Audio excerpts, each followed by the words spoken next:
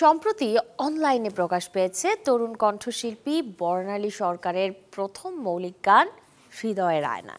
গীতিকবি সালাউদ্দিন সাগরের কথাই গানটিতে দ্বৈত কণ্ঠ দেওয়ার পাশাপাশি এর সুর করেছেন এফ এ প্রীতম। নতুন এই গানের মুক্তি উপলক্ষে শুক্রবার রাজধানীর মগবাজারে এক রেস্টুরেন্টে হয়েছে সংবাদ সম্মেলন।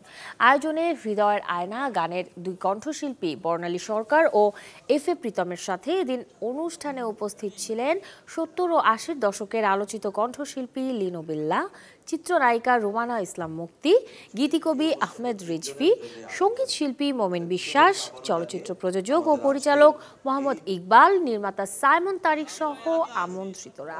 আয়োজনে হৃদয়ের আয়না গানটি নিয়ে সকলে প্রশংসায় ভাসেন শিল্পীরা। নতুন এই রোমান্টিক মেলোডি ঘরানার গানটি সকল শ্রেণীর শ্রোতাদের ভালো লাগবে বলে বিশ্বাস করেন কণ্ঠশিল্পী বর্ণালী সরকার। গানটি ভীষণ সুন্দর মেলোডি টাইপের একটা গান, হ্যাঁ, আর ভিডিও ভার্সন হয়েছে রোমান্টিক টাইপের, দুজনের প্রেম কাহিনী নিয়ে খুনসুটি হচ্ছে, সুন্দর ভালো লাগলো দেখে। আর আমার সাথে গেয়েছেন এফ এ প্রীতম ভাইয়া। আমাদের ডেমোটা আমি শুনেছিলাম, খুব ভালো লেগেছে আমার, যে আমি এটাই করতে চাই গানটা। ঠিক আছে, এটা দিয়ে আর কাউকে দিয়ে গাওয়াতে হবে না, আমি এটা গাইবো।